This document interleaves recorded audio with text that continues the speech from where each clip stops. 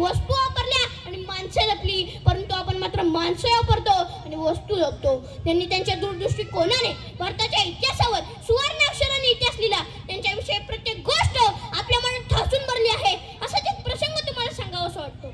एकदा शिवराय कर्नाटकाच्या मोहिमेवरून महाराष्ट्रात परत येत होते, तेव्हा दादाजींनी मलामध्येचा पराभव करून किल्ला जिंकला. हे पाहून शिवराय दादाजींना म्हणाले, अहो दादाजी, बहिणीचं राज्य घ्यायचं नसतं तर बहिणीचं राज्य द्यायचं असतं. त्या काळातही माझ्या राजानं मल्लामध्ये तिचं राज्य परत केलं. त्यामुळे तिला बांगडी चोळी देऊन तिला त्याच्या घरी सुखरूप पोच केलं.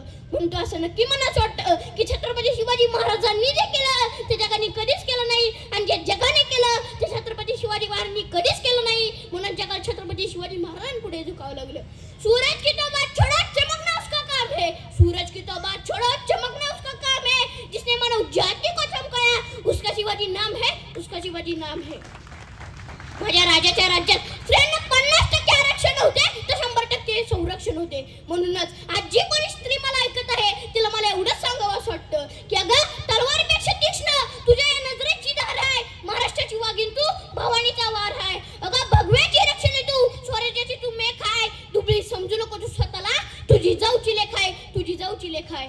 आता एवढ्या वर्ष झाली तरी अलीकडच्या काळात 5-6 वर्षांपूर्वी इटलीचे पंतप्रधान भारत भेटीसाठी आले होते. तेव्हा गाईड्सने त्यांना काही प्रश्न विचारले. तुम्हाला प्रेमाचं प्रतीक असणार ताजमहल बघायचं आहे की सोन्याचं प्रतीक असणारं गोल्डन टेम्पल बघायचे? तेव्हा इटलीचे पंतप्रधान म्हणाले, मला तुमचं प्रेमाचं प्रतीक असणार ताजमहलही नको आणि सोन्याचं प्रतीक असणार गोल्डन टेम्पलही नको. माझ्या देशाच्या राजाचा इतिहास जिथे शिकवला जातो ना, त्या राजाचा रायगड मला बघायचा आहे. तेव्हा सर्व गाईड्स त्यांना घेऊन रायगड बघण्यासाठी गेले.